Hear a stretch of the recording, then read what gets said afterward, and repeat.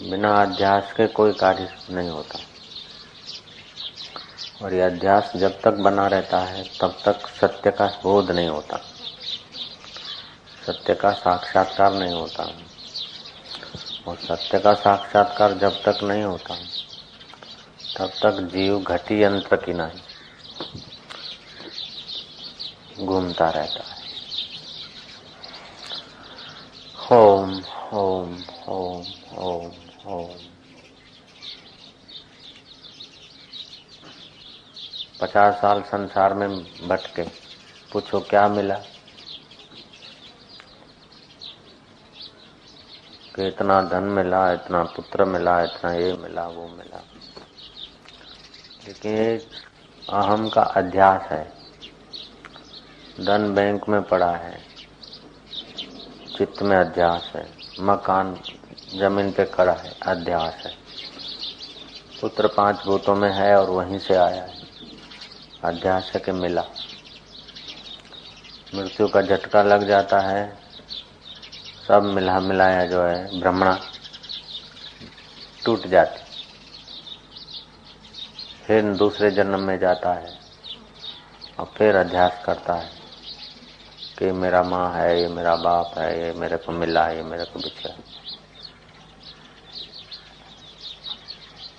यही तो होता है और क्या है। तो हर जन्म में ये जीव बेचारा मजूरी करते करते मर जाता है। ये मेरी पत्नी है, ये मेरा पुत्र है, ये मेरा घर है, ये मेरा कर्तव्य है, ये मेरा पुण्य है, ये मेरा पाप है। ये सब अध्यास पर ही आरोपित है। तो ये अध्यास जब तक बना रहे तब तक कोई भगत बन जाए, कोई योगी बन जाए, कोई तपस्वी बन जाए, कोई त्यागी बन जाए, कोई कुछ बन जाए, लेकिन ये बनना सब अध्यास में होता है, अध्यास में होता है। ये अध्यास जब तक नहीं मिटता तब तक इसको परम पद की प्राप्ति नहीं होती। जब तक परम पद की प्राप्ति नहीं होती तब तक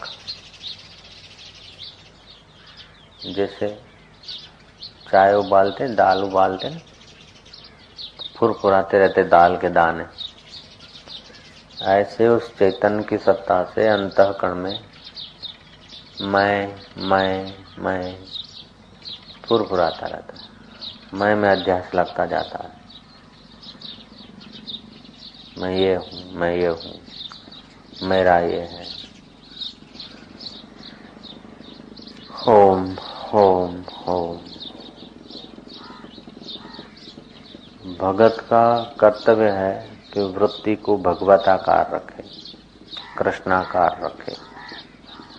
वृत्ति भगवताकार, कृष्णाकार, इष्टाकार रहेगी तब तो भक्त मजे में। और वृत्ति टूटेगी तो भक्त को अच्छा नहीं। भोगी की वृत्ति भोगाकार होती है, त्यागी की वृत्ति त्यागाकार होती है, तपस्वी की वृत्ति तपस्याकार होती है। तो वृत्ति उठती है अंतःकरण, तो जो जैसा है उसके वृत्ति उस आकार होगी तो अपने को सुखी मानेगा। तो वृत्ति की आदत पड़ जाती है और आदत के अनुसार जो होता है उसको सुख मान लेता है। जैसे ऐसा खाना, ऐसा रहना, ऐसा करना, ये आदत पड़ गई ना।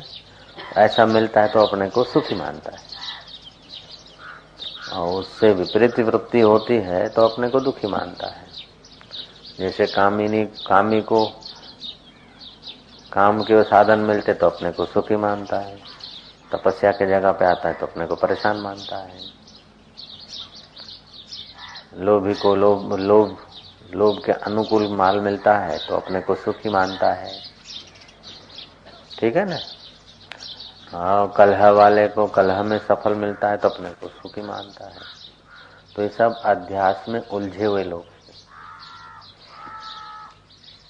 भक्त को भगवताकार वृत्ति बनाने में ठीक रहता है, वो अच्छा है। सत्य का साक्षात्कार तो वेदांत तो उस पर भी चोट करता है। भगवताकार वृत्ति बनी, व्यवहाराकार वृत्ति बनी, लेकिन ये वृत्ति है, इस वृत्ति से निवृत्त होना है। इस वृत्ति के साथ जुड़ोगे तो वृत्ति सदा एक जैसी नहीं बनती। अमुक प्रकार की वृत्ति बनी तो सुख हुआ, अमुक प्रकार की वृत्ति हुई तो फिर सुख गायब हो जाए। हजारों हजारों वृत्तियां बदलती रहती हैं, और जो वृत्ति के अनुसार सुखी होने में लगे हैं वो लगे ही हैं, उनके दुख का अंत नहीं आता।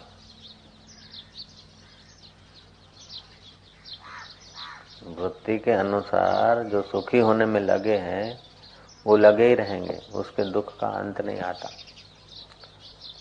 ये जीवन तो पूरा हो जाता है, दूसरा जीवन मिलता है, तभी भी ऐसे करोड़ों करोड़ों जीवन मिल जाते हैं, करोड़ों करोड़ों शरीर मिल जाते, जन्म मिल जाते, लेकिन वो वृत्ति के साथ लगा हुआ आदमी का अंत नहीं आता भटकने का। इसीलिए वेदांत चोट करता है वृत्ति से निवृत्त होने को। वृत्ति से निवृत्त हो गया तो वृत्ति चाहे कैसी आए, भगवताकार आई वृत्ति, शांतिकार वृत्ति आई, कभी क्रोधाकार आ गई, हम जुड़ जाते हैं क्रोध से, उसीलिए जलन पैदा होती। हम जुड़ जाते काम से, उसीलिए हरास हो जाता है। हम जुड़ जाते हैं लोभाकार वृत्ति से, इसीलिए दुख होता है। तो ये अध्यास है। बड़ा भारी तपस्वी हो, बड़ा भारी भक्त हो, बड़ा भारी जोगी हो, बड़ा भारी उद्योगपति हो, बड़ा भारी दुनिया का प्रसिद्ध व्यक्ति हो, लेकिन उसको सुख तब होगा जब अपनी वृत्ति के अनुकूल होगा। अपनी वृत्ति के अनुकूल होगा तब सुख होगा, अपनी वृत्ति के प्रतिकूल होगा तब दुख होगा। और वृत्ति सदा एक जैसी नहीं होती, और वृत्ति के अनुकूल बाहर सदा एक जैसी घटना नहीं घटेगी। अपनी वृत्ति के अनुरूप ही घटना घटे ये संभव नहीं, और अपनी वृत्ति एक जैसी बनी रहे ये संभव नहीं।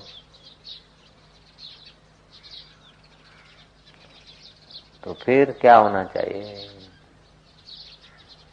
तो वृत्ति एक जैसी बनी रहे ये भी संभव नहीं, वृत्ति के अनुरूप ही घटना घटती रहे ये भी संभव नहीं। इसीलिए सब लोग दुखी मिलेंगे, छोटा तो क्या बड़ा क्या। कोई स्त्री के लिए दुखी तो कोई स्त्री से दुखी, कोई धन के लिए दुखी तो कोई धन से दुखी, कोई बदली के लिए दुखी तो कोई बदली से दुखी।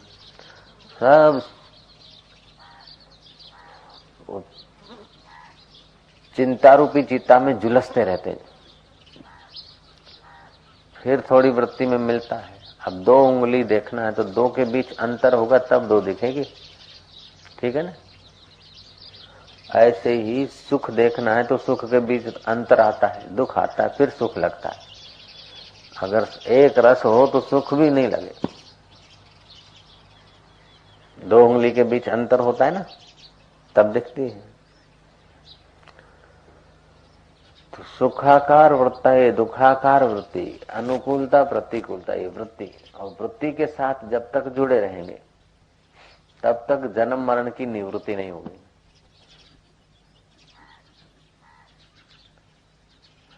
और ये अध्यास होता है, हकीकत में है हम कुछ, लेकिन अध्यास हो गया। अन्योन्य अध्यास होता है, संसर्ग अध्यास होता है। अन्योन्य अध्यास कैसे? कि जैसे है तो गोविंद लेकिन अपने को केशव मान रहा है तो मोहन अपने को सोहन मान लिया, सोहन के कपड़े पहन लिए, मैं सोहन है, मोहन मान लिया सोहन। ये अन्योन्य अध्यास हो गया। ऐसे है तो वृत्तियों का अधिष्ठान शुद्ध बुद्ध, लेकिन मान लिया अपने को अंतःकरण और शरीर के वृत्तियों के साथ। दूसरा होता है संसर्गा अध्यास। जैसे आईने में नगर दिखा, आईना बड़ा खड़ा कर दो तो ये पूरा दिखेगा उसमें।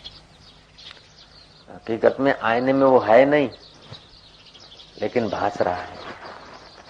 ऐसे ही अपने में ये वृत्तियों का और जगत का कोई गंध मात्र भी नहीं, लेकिन भास रहा है अपने में।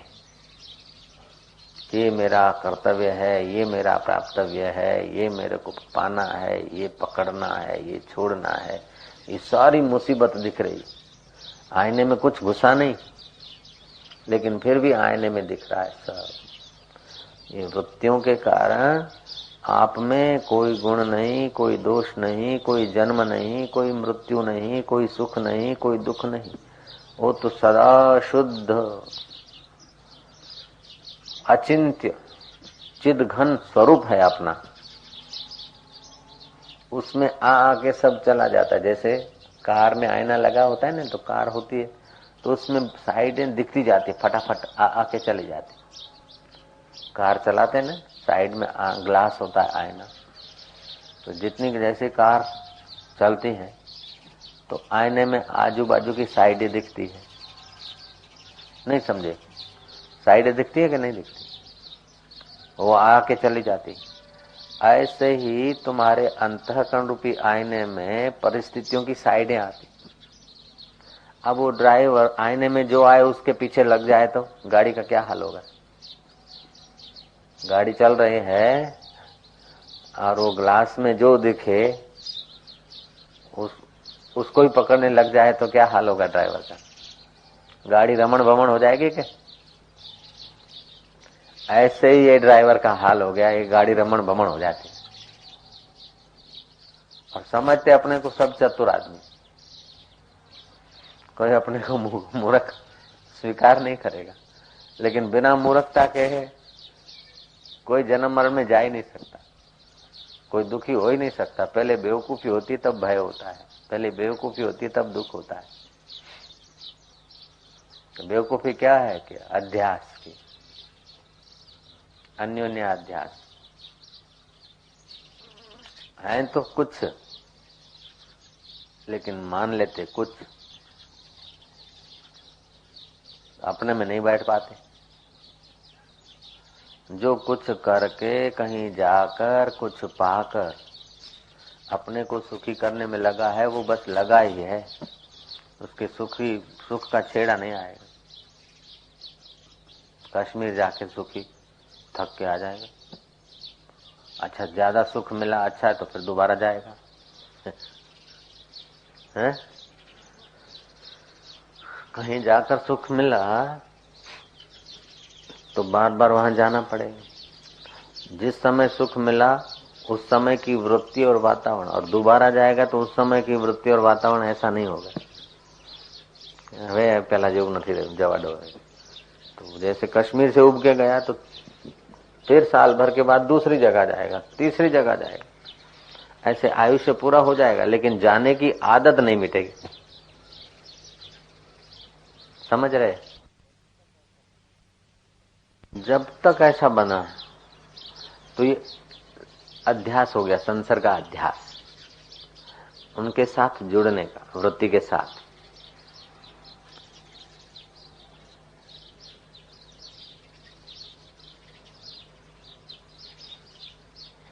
जिनको वेदांत के अमृत का अनुभव हो जाता है,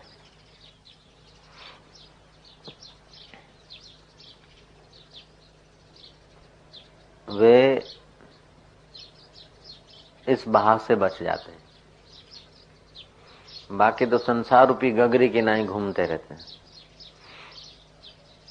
वृत्तियों के अनुकूल सुखी होने में तो पशु पक्षी जीव जंतु से लेकर बड़े बड़े बुद्धिमान दिखने वाले भोगी जुड़े हैं। सड़क पे बंगला है, कभी बारात जाएगी, कभी शमशान यात्रा भी जाएगी, कभी ऑटो जाएगी तो कभी कार जाएगी।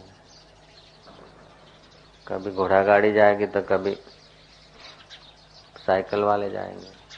अब सड़क पे बंगला जो है तो अपने घर में न बैठकर बारात आए तो बारातियों के साथ हो गए, शमशान यात्रा वाले आए तो उसके साथ हो गए, साइकिल वाले आए तो वो साइकिल वालों के साथ हो गए, घोड़े सवार आए तो घोड़े, सड़क से जो गुजरे उसके साथ जुड़ता गया तो अपने घर में कब बैठेगा? फिर उसका घर होते हुए भी उसका नहीं है, उसको तो फुर्सत ही नहीं मिलेगी,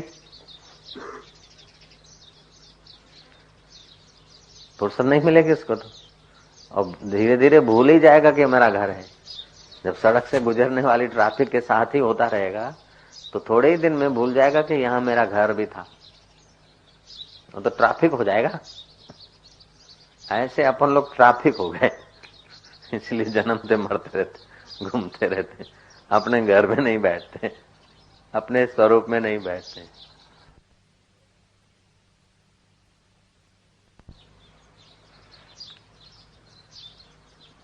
बोले ज्ञानी को दुख होता है, ज्ञानी बोलता है दुख आता है तो आओ, सुख आता है तो आओ, अपमान आता है तो आओ, मान आता है तो आओ। नर्तकी कैसा भी नृत्य करती है, दर्शक देख के मजा ले। ऐसे ही चित्त की वृत्तियों में चाहे कुछ हो चाहे कुछ आए, उसके साथ अपना संबंध न जोड़े तो वृत्तियों को सत्ता नहीं मिलेगी, वो आपको दबाएगी नहीं। लाइन कितनी भी बढ़िया केबल हो, लेकिन बीच में से फ्यूज निकाल दो तो क्या आपको तकलीफ करेगी क्या? तो पावर हाउस से कनेक्ट जो लाइन है वही तो शॉक लगा सकता है। ऐसे ही अपनी मैं को वृत्तियों से मिलाते हैं तभी दुख होता है, कभी तभी वासना प्रबल हो जाती है, और वासना अंतःकरण में होती है और जुड़ जाता है मैं में। वासना अवासना अनुकूलता प्रतिकूलता ये सारा का सारा खेल अंतःकरण में होता है।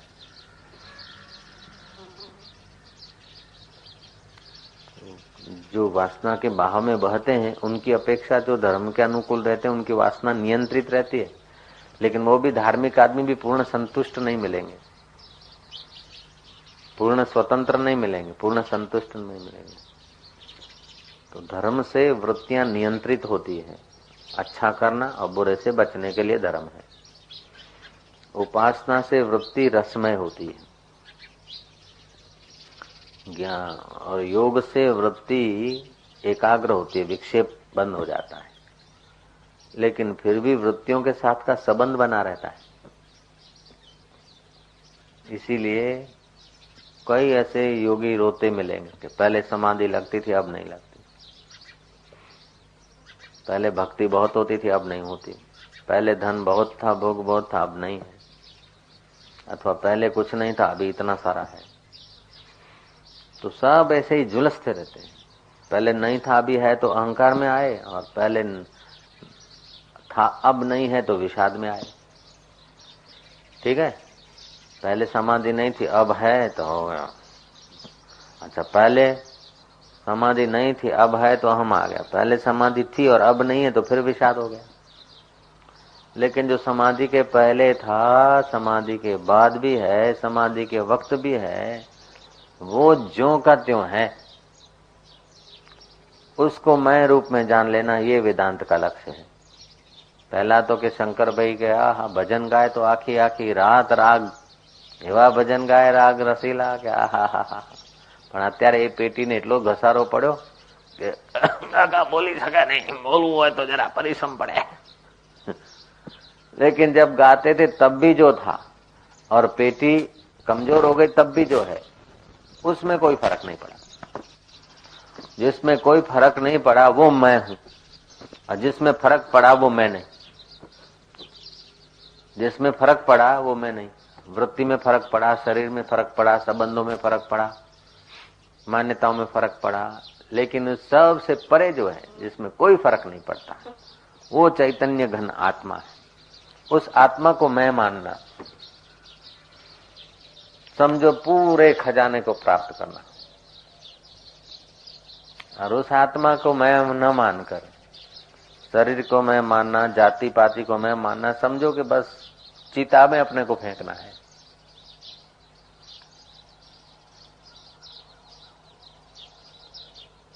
चिता तो मुर्दे को जलाती है, चिंता जीते को जलाती है। और चिंता होती है वृत्तियों के कारण। गहरी नींद में चले गए, वृत्ति दब गई तो कोई चिंता नहीं। समाधि में वृत्ति निरुद्ध हो गई तो कोई चिंता नहीं।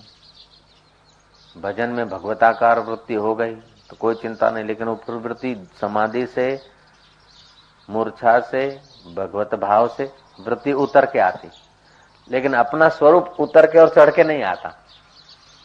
जो उतरता चढ़ता नहीं है उसमें बैठने का अभ्यास करो। एकाग्रता का, एकांत में वो उतरते चढ़ते का, चढ़ने से परे है, उसका अभ्यास हो गया। फिर व्यवहार में भी चलता रहेगा। वृत्तियों को देखो, विचारों को देखो, देखोगे तो संबंध विच्छेद हो जाएगा।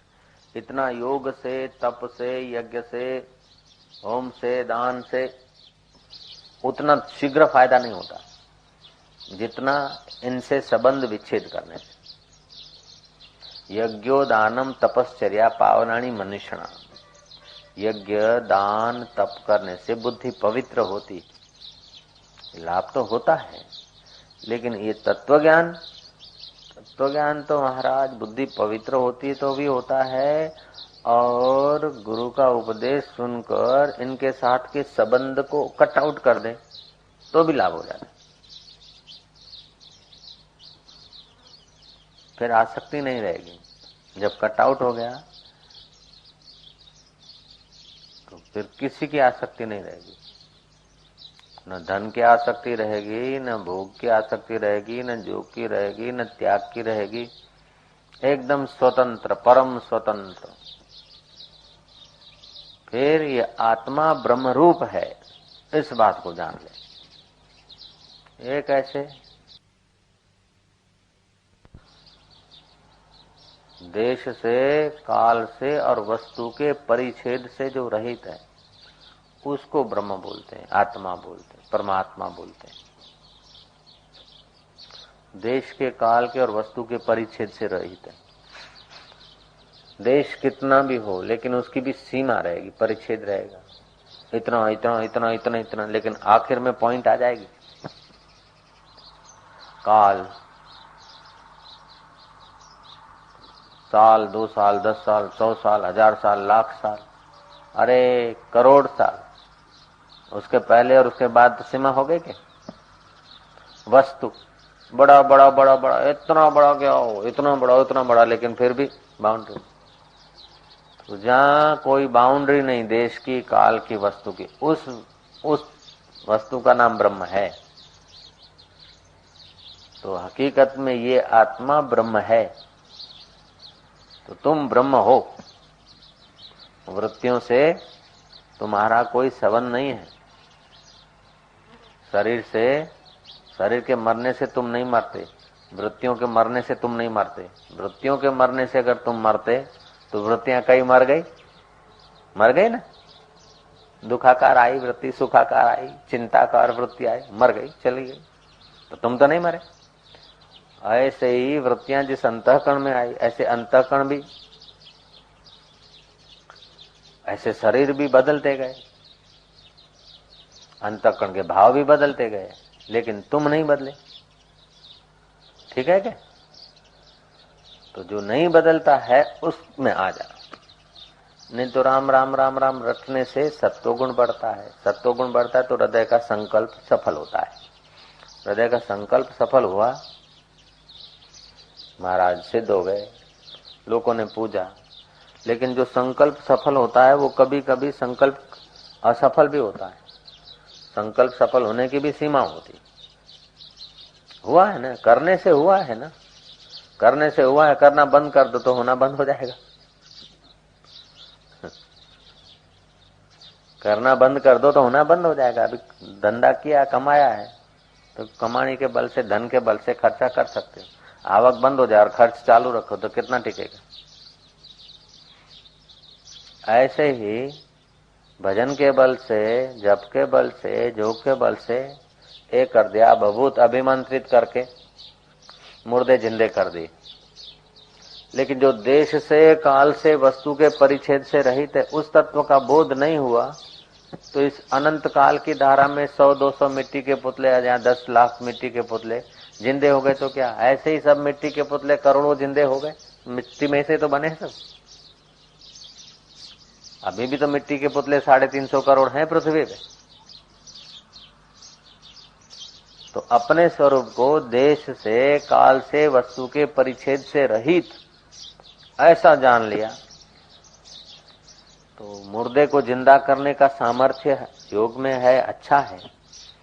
भक्ति की भावना से सूखे पेड़ हरे हो जाते हैं, ये अच्छी भावना, अच्छा है, सुंदर है। लेकिन भक्त को, योगी को अथवा साधक को देशातीत, कालातीत, गुणातीत अवस्था में जाना चाहिए। इसीलिए अर्जुन को श्री कृष्ण ने कहा, त्रय गुणा विषया वेदा। जो वेद हैं बहुत पवित्र हैं। वेद में जो ज्ञान है अद्भुत ज्ञान है। सारे विश्व में ऊंचे से ऊंचा ज्ञान वेद का, वेदांत का, जहां सारे ज्ञानों का समापन हो जाता है और सारे ज्ञान जहां से निकलते हैं। और फिर भी है उस तत्व का बोध कराना वेदांत। तो ये वेद भी माया में है, 3 गुणों में है। त्रय गुणा विषया वेदा, निस्त्रय गुणा भवा अर्जुना। वेद का ज्ञान भी गुणों में आएंगे, सत्वगुण में आएंगे, रजोगुण में आएंगे, तब सीखेंगे, करेंगे, संभालेंगे, रखेंगे। लेकिन ये गुण भी अंतःकरण में आते हैं, अंतःकरण से परे। ऐसे देखा जाए तो बहुत कठिन है और वैसे देखा जाए तो बहुत सरल। जहां से खोज होती है शुरू, वहीं वो है। जहां से तुम चलते हो वहां मंजिल है। बहुत सरल है। और चलते चलते दूर निकल जाते हो तो बड़ा कठिन लगता है। अब फिर मुड़ के देखते हो तो दूर जाने पर भी वहीं मिलता है, क्योंकि उसकी तो कोई सीमा नहीं, देश काल वस्तु के परिच्छेद से रहित है। जहां मुड़ा तो वहीं ठिकाना मिलता है। इसीलिए करोड़ों जन्म से वृत्तियों के अधीन चलते आए, बहिर्मुख होते आए।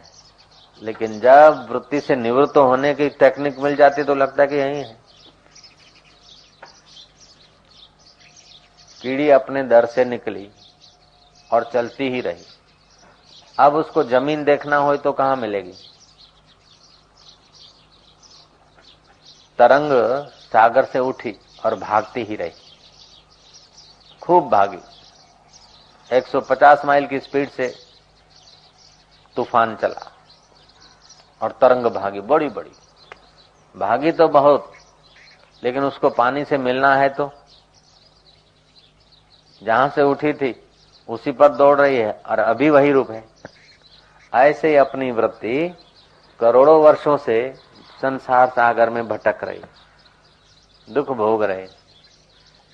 ये हो जाए, वो हो जाए, वो हो जाए, समझ रहे हैं सब। ये दिमाग में बिठाने की बात है। कौन क्या कर रहे हैं, क्या देख रहे हैं, उसको मत देखो, क्या हमको करना है वो देखो।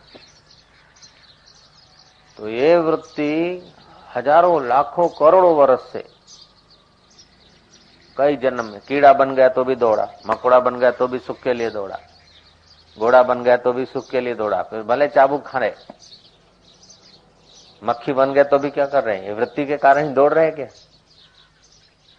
तो दौड़ तो करोड़ों जन्मों से चालू है, लेकिन उस देश से, काल से, वस्तु के परिच्छेद से जो रहित है, जिसकी देश करके, काल करके, वस्तु करके कोई सीमा नहीं, वो जो अपना आपा है, वो तो जब देखो वही का वही। फूंक मार के इच्छा शक्ति से पहुंच जाओ कहीं लोक लोकांतर, दुख से अंत नहीं आएगा, मुसीबतों का अंत नहीं आएगा। ऐसे भी लोग हैं, संकल्प करें, विमान में बैठे, जहां चाहे वहां पहुंच गए। गंधर्व लोग ये वो सब ऐसे ही हैं, फिर भी वो भी दुखी हैं बेचारे।